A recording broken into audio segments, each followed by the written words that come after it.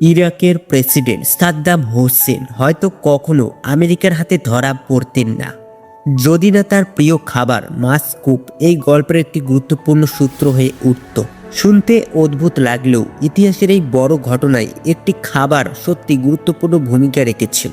প্রায় ৩২ সপ্তাহ ধরে মার্কিন সেনাবাহিনী তাদের সমস্ত শক্তি, প্রযুক্তি এবং গোয়েন্দার তথ্য ব্যবহার করেও সাদ্দাম হোসেনের কোনো খোঁজ পাচ্ছিল না। এই অভিযানে শুধু মার্কিন সেনাবাহিনী নয়, বরং US special force, CIA, defence intelligence agency, national security agency এবং এফবিআই এই শক্তিশালী সংস্থাগুলো একসাথে দিনরাত কাজ করছিল।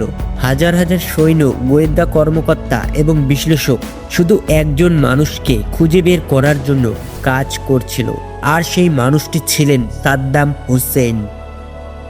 প্রশ্ন হলো, আমেরিকার কাছে এই মানুষটি এত বড় হুমকি কেন হলো, আর শেষ পর্যন্ত কিভাবে তাকে মাটির ৬ ফুট নিচে লুকিয়ে থাকা একটি গোপন গর্ত থেকে খুঁজে বের করা সম্ভব হয়েছিল।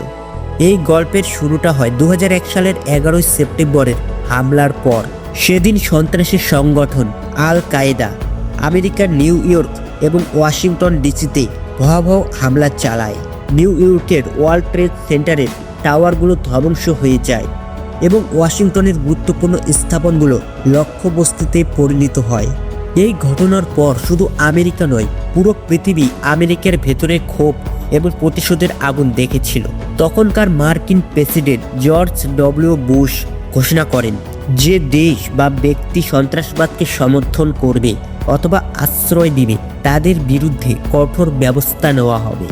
যদিও সাদ্দাম হোসেন সরাসরি এই হামলায় জড়িত ছিলেন না, তবুও আমেরিকার ধারণা ছিল যে তিনি বিভিন্ন সন্ত্রাসী সংগঠনকে পরোক্ষভাবে সমর্থন দিচ্ছেন। কিন্তু শুধু এই অভিযোগের ভিত্তিতে কোনো দেশের উপর সরাসরি সামরিক হামলা চালানো আন্তর্জাতিকভাবে সহজ ছিল না। তাই আমেরিকা আরেকটি বড় অভিযোগ সামনে আনে। তারা দাবি করতে শুরু করে যে ইরাকের ভেতরে ধ্বংসাত্মক অস্ত্র লুকিয়ে রাখা হয়েছে। এই অস্ত্রগুলোর মধ্যে পারমাণবিক, রাসায়নিক এবং জীবাণু অস্ত্র থাকতে পারে বলে দাবি করা হয়। এই অভিযোগকে ভিত্তি করে ২০০৩ সালের মার্চ মাসে আমেরিকা ইরাকের উপর সামরিক অভিযান শুরু করে। এই যুদ্ধে আমেরিকার সঙ্গে যোগ দেয় যুক্তরাজ্য, অস্ট্রেলিয়া এবং পোল্যান্ডের সেনাবাহিনী। যুদ্ধ শুরু হওয়ার পর খুব অল্প সময়ের মধ্যেই যুদ্ধের চিত্র বদলে যেতে শুরু করে। মাত্র ৩ সপ্তাহের মধ্যেই এই যৌথ বাহিনী ইরাকের রাজধানী বাগদাদ পর্যন্ত পৌঁছে যায়। কিন্তু এরই মধ্যে একটি বড় ঘটনা ঘটে যায়। ইরাকের হামলার প্রথম দিনই প্রেসিডেন্ট সাদ্দাম হোসেন হঠাৎ করে কোথাও আত্মগোপন করে ফেলেন। যখন মার্কিন সেনারা বাগদাদে প্রবেশ করে, তখন তারা সাদ্দাম হোসেনের কোনো চিহ্নই খুঁজে পায়নি। বাগদাদ দখল হওয়ার সঙ্গে সঙ্গে কার্যত সাদ্দাম হোসেনের ২৪ বছরের শাসনের অবসান ঘটে। বাগদাদের বিখ্যাত ফিরদৌস স্কোয়ারে দাঁড়িয়ে থাকা সাদ্দাম হোসেনের বিশাল মূর্তিটিও মার্কিন সেনারা ভেঙে ফেলে। সেই দৃশ্য সারা বিশ্বের সংবাদ মাধ্যমে ছড়িয়ে পড়ে এবং এটিকে আমেরিকার বিজয়ের প্রতীক হিসেবে তুলে ধরা হয়। কিন্তু মূর্তি ভাঙা যতটা সহজ ছিল, আসল সাদ্দাম হোসেনকে খুঁজে বের করা ততটাই সহজ ছিল না। এখন মার্কিন সেনাবাহিনীর সামনে সবচেয়ে বড় প্রশ্ন ছিল, সাদ্দাম হোসেন আসলে কোথায় লুকিয়ে আছেন। বাগদাদ দখল হওয়ার পর আমেরিকার সামনে এখন সবচেয়ে বড় লক্ষ্য ছিল সাদ্দাম হোসেন এবং তার সরকারের শীর্ষ কর্মকর্তাদের খুঁজে বের করা। কারণ আমেরিকার ধারণা ছিল, যতক্ষণ পর্যন্ত সাদ্দাম হোসেন এবং তার ঘনিষ্ঠ সহযোগীরা ধরা না পড়বে, ততক্ষণ পর্যন্ত ইরাকের যুদ্ধের প্রস্তুতি পুরোপুরি শেষ হবে না। এই কারণে মার্কিন সেনাবাহিনী একটি বিশেষ তালিকা তৈরি করলো। এই তালিকায় ছিল মোট ৫২ জন সবচেয়ে গুরুত্বপূর্ণ ব্যক্তি, যারা সাদ্দাম হোসেনের সবচেয়ে উচ্চ পদে কাজ করতেন। মার্কিন সেনাদের জন্য আদেশ ছিল খুব পরিষ্কার, যদি এই তালিকায় কোনো ব্যক্তিকে কোথাও দেখা যায়, তাহলে তাকে জীবিত অথবা মৃত যে কোনো অবস্থায় ধরে আনতে হবে। এই ৫২ জনের তালিকার মধ্যে সবচেয়ে গুরুত্বপূর্ণ নামটি ছিল অবশ্যই সাদ্দাম হোসেনের। কিন্তু এত বড় সংখ্যক সৈন্যের জন্য এই ৫২ জনের মুখ মনে রাখা সহজ ছিল না। তাই মার্কিন সেনাবাহিনী একটি অদ্ভুত কিন্তু কার্যকর পদ্ধতি ব্যবহার করলো। তারা বিশেষ তাসের প্যাকেট তৈরি করলো। এই তাসের প্রতিটি কার্ডে সাদ্দাম হোসেন এবং তার সরকারের ৫১ জন গুরুত্বপূর্ণ কর্মকর্তার ছবি ছাপানো ছিল। যেহেতু একটি সাধারণ তাসের প্যাকেটে মোট ৫২টি কার্ড থাকে, তাই এই তালিকায় 52 জনকে তাসের কার্ডে সাজিয়ে দেওয়া হয়েছিল। এতে একটি বড় সুবিধা হয়েছিল, সৈন্যরা যখন তাদের অবসর সময় তাস খেলত তখন তারা বারবার সেই কার্ডগুলোর দিকে তাকাতো, ফলে ধীরে ধীরে তাদের লক্ষ্যবস্তুর মুখগুলো তাদের মনে খুব ভালোভাবে গেঁথে যায়। এভাবে পুরো ইরাক জুড়ে শুরু হয় বিশাল এক অনুসন্ধান অভিযান। পরবর্তী কয়েক মাস ধরে মার্কিন সেনারা ইরাকে প্রায় প্রতিটি এলাকায় খুঁজে দেখে, বাড়ি বাড়ি তল্লাশি চালানো হয়, সন্দেহভাজনদের আত্মীয় স্বজনদের জিজ্ঞাসাবাদ করা হয়, দোকান, কলেজ, মসজিদ কোনো জায়গায় বাদ রাখা হয়নি। কিন্তু এত বড় অভিযান চালানোর পরেও একটি বড় সমস্যার মুখোমুখি হতে হয়। সবারই জানা ছিল সাদ্দাম হোসেন এখনো ইরাকের ভেতরেই কোথাও লুকিয়ে আছেন, কিন্তু তিনি ঠিক কোথায় আছেন সেটা কেউই জানতো না। মাসের পর মাস এই অনুসন্ধান চলতে থাকে, কিন্তু তবুও সাদ্দাম হোসেন বা তার দুই ছেলের কোনো খোঁজ পাওয়া যায় না। এরপর মার্কিন সরকার একটি বড় ঘোষণা দেয়। তারা জানায় যে ব্যক্তি সাদ্দাম হোসেন বা তার দুই ছেলের সম্পর্কে কোনো গুরুত্বপূর্ণ তথ্য দেবে তাকে দেওয়া হবে $55 মিলিয়ন পুরস্কার। এই পুরস্কারের মধ্যে ছিল সাদ্দাম হোসেনের জন্য $25 মিলিয়ন, তার দুই ছেলে উদয় ও কুসাইয়ের জন্য $15 মিলিয়ন। ইরাকের অনেক মানুষ তখন সাদ্দাম হোসেনের শাসনের বিরুদ্ধে ছিল। এই কারণে আমেরিকার বিশ্বাস ছিল অর্থের লোভে হলেও কেউ না কেউ গুরুত্বপূর্ণ তথ্য দিয়ে দেবে। এবং সত্যি কিছুদিনের মধ্যেই এমন একটি ঘটনা ঘটে যা পুরো পরিস্থিতি বদলে দেয়। একদিন একজন ব্যক্তি মার্কিন সামরিক ঘাঁটিতে এসে দাবি করে সাদ্দাম হোসেনের দুই ছেলে উদয় এবং কুসাই তার বাড়িতে লুকিয়ে আছে। প্রথমে কেউই তার কথা বিশ্বাস করেননি, কিন্তু যাচাই করার জন্য মার্কিন সেনাবাহিনী দ্রুত সেই বাড়িটিকে চারদিক থেকে ঘিরে ফেলে। আর তারপর তারা বুঝতে পারে লোকটির কথা সত্যি ছিল। সত্যি সেই বাড়ির ভেতরে উদয় এবং কুসাই লুকিয়ে ছিল, কিন্তু তারা আত্মসম্পন্ন করতে রাজি ছিল না, কারণ তারা সম্পূর্ণভাবে অস্ত্রে সজ্জিত ছিল এবং লড়াই করার জন্য প্রস্তুত ছিল। মার্কিন সেনারা তাদের বের করে আনার জন্য কয়েকবার চেষ্টা করে, কিন্তু তারা কোনোভাবেই আত্মসম্পন্ন করেননি। শেষ পর্যন্ত বাধ্য হয়ে সেই বাড়ির উপর মিসাইল হামলা চালানো হয়। যখন সৈন্যরা বাড়ির ভেতরে প্রবেশ করে তখন তারা দেখতে পায় উদয় এবং কুসাই দুজনই নিহত হয়েছে। এর মানে ছিল সাদ্দাম হোসেনের অবস্থান জানার যে শেষ আশাটাই ছিল সেটিও যেন শেষ হয়ে গেল। তবুও মার্কিন সেনাবাহিনী এটিকে তাদের ব্যর্থতা হিসেবে মেনে নেয়নি। অন্যদিকে সাদ্দাম হোসেনের অনেক ঘনিষ্ঠ সহযোগীকেও ধরা হয়েছিল এবং তাদের জিজ্ঞাসাবাদ করা হয়েছিল, কিন্তু আশ্চর্যের বিষয় হলো কেউই সাদ্দাম হোসেনের লুকিয়ে থাকার জায়গা সম্পর্কে কোনো তথ্য দেয়নি। এদিকে ইতিমধ্যে 4 মাস পার হয়ে গেছে। পরিস্থিতি এমন হয়ে দাঁড়ায় যে মার্কিন সেনাবাহিনীর অনেকেই ভাবতে শুরু করে সম্ভবত সাদ্দাম হোসেন কোনো হামলায় ইতিমধ্যে মারা গেছেন। এই ধারণার কারণে ধীরে ধীরে তার খোঁজ চালানোর অভিযান কিছুটা কমে যেতে থাকে, কারণ কোনো সামরিক অভিযান বা গোয়েন্দা রিপোর্ট আর সাদ্দাম হোসেনের জীবিত থাকার প্রমাণ দিচ্ছিল না। কিন্তু ঠিক তখনই একটি ঘটনা আবার পুরো পরিস্থিতি বদলে দেয়।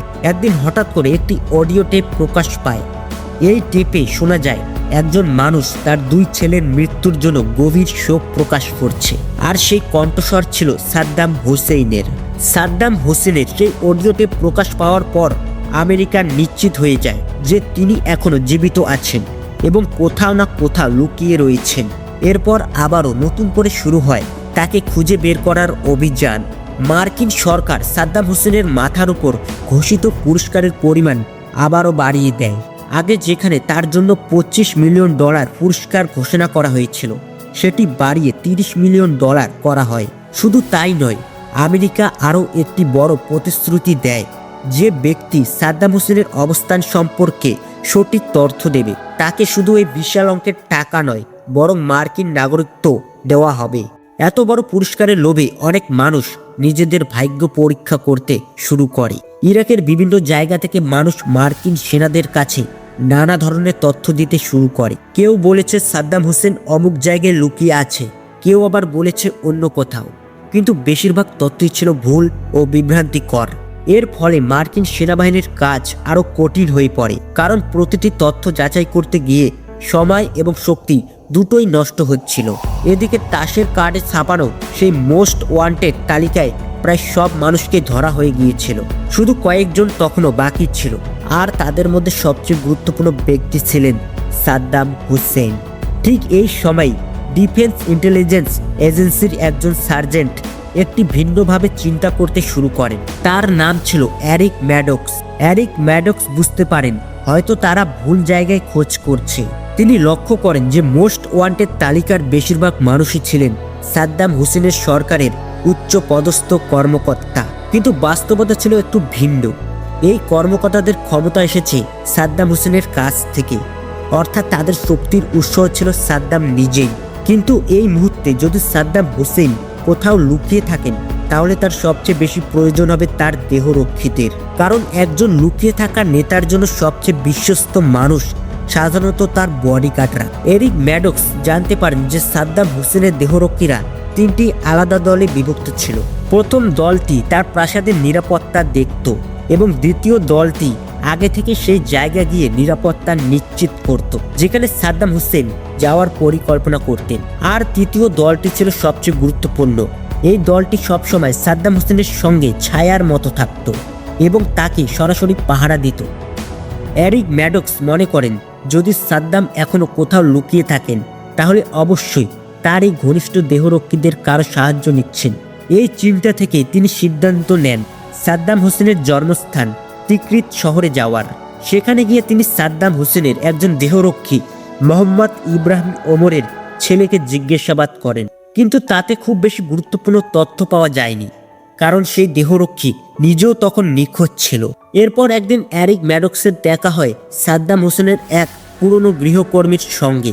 সেখান থেকে খুব বড় কোনো তথ্য না পেলেও একটি ছোট কিন্তু গুরুত্বপূর্ণ তথ্য জানা যায়। তিনি জানতে পারেন সাদ্দাম হোসেনের খুব প্রিয় একটি খাবার ছিল যার নাম মাসকোপ। এই খাবারটি ইরাকের একটি জনপ্রিয় খাবার যা মাছ দিয়ে তৈরি করা হয়। এই তথ্যটি শুনেই এরিক ম্যাডক্সের মাথায় হঠাৎ একটি কথা মনে পড়ে, কারণ এর আগে জিজ্ঞাসাবাদের সময় মোহাম্মদ ইব্রাহিম ওমরের ছেলে বলেছিল তার বাবা মাছ ধরতে খুব পছন্দ করেন এবং তিনি একটি ফিশ ফার্মের মালিক। এই ফিশ ফার্মটি ছিল সামারা নামের একটি শহরে। এই তথ্য পাওয়ার পর এরিক ম্যাডক্স সঙ্গে সঙ্গে সেই ফিশ ফার্মে যাওয়ার সিদ্ধান্ত নেন। যখন তিনি সেখানে পৌঁছান, তখন সেখানে মোহাম্মদ ইব্রাহিম ওমরকে পাওয়া যায়নি, কিন্তু সেখানে দুজন জেলে উপস্থিত ছিল। এই জেলেদের সঙ্গে সরাসরি ইব্রাহিম ওমরের কোনো সম্পর্ক ছিল না, তবে তাদের মধ্যে একজনের সম্পর্ক ছিল একজন ইরাকি গেরিলা যোদ্ধার সঙ্গে। এখানে একটা বিষয় জানা দরকার, যখন সাদ্দাম হোসেনের সরকার ক্ষমতাচ্যুত হয়, তখন তার অনেক ঘনিষ্ঠ সামরিক কর্মকর্তা আমেরিকান সেনাদের বিরুদ্ধে গেরিলা যুদ্ধ শুরু করে এবং ধারণা করা হচ্ছিল যে এই গেরিলা যোদ্ধারা অনেকটাই নির্দেশনা পেত মোহাম্মদ ইব্রাহিম ওমরের কাছ থেকে, কারণ তিনি ছিলেন সাদ্দাম হোসেনের সবচেয়ে ঘনিষ্ঠ দেহরক্ষীদের একজন। সেই জেলে কথোপকথনের সময় তার এক চাচার কথা উল্লেখ করে যার বাড়ি ছিল বাগদাদে। এই ছোট তথ্যটিও এরিক ম্যাডক্স গুরুত্বের সঙ্গে নেন। তিনি তার টিম নিয়ে সেই বাড়িটিকে ঘিরে ফেলেন। তাদের আশা ছিল হয়তো এখান থেকে কোনো গুরুত্বপূর্ণ তথ্য পাওয়া যেতে পারে, কিন্তু যা ঘটলো তা ছিল সত্যি অবিশ্বাস্য।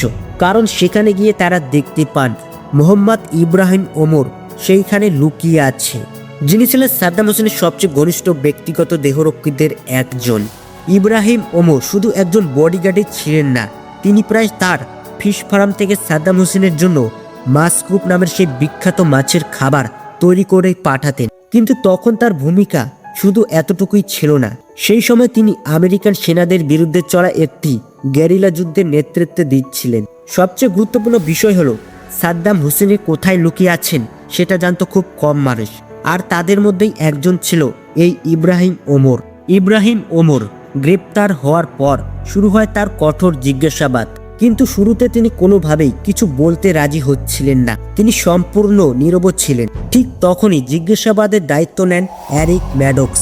এরিক ম্যাডক্স তাকে বোঝানোর চেষ্টা করেন যে যদি তিনি সহযোগিতা করেন, তাহলে তাকে এবং তার পরিবারকে যুক্তরাষ্ট্রে নিরাপদ জীবন ও নাগরিকত্ব দেওয়া হবে। অনেক সময় ধরে আলোচনা এবং চাপের পর অবশেষে ইব্রাহিম ওমর ভেঙে পড়েন। তিনি জানিয়ে দেন সাদ্দাম হোসেন আউটডোর নামের একটি ছোট শহরে লুকিয়ে আছেন। এই তথ্য পাওয়ার সঙ্গে সঙ্গে মার্কিন সেনারা দ্রুত সেই এলাকায় অভিযান শুরু করে। আউটডোর শহরটি টিগ্রিস নদীর কাছাকাছি অবস্থিত। সেখানে নদীর তীরে দুটি ছোট ফার্ম হাউস ছিল। মার্কিন সেনারা প্রথমে সেই দুটি ফার্ম হাউস তল্লাশি করে, কিন্তু আশ্চর্যের পুরো বিষয় হলো দুটোই পুরোপুরি খালি ছিল। মনে হচ্ছিল যেন আবার সবকিছু ভুল প্রমাণিত হতে যাচ্ছে। ঠিক তখনই ইব্রাহিম ওমর, যিনি সৈন্যদের সঙ্গে উপস্থিত ছিলেন, হঠাৎ মাটির দিকে ইশারা করেন। সেখানে একটি লম্বা দড়ি পড়েছিল। সেই দড়িটি মাটির নিচ দিয়ে গিয়ে দূরে একটি ছোট গর্তের দিকে ঢুকে গেছে।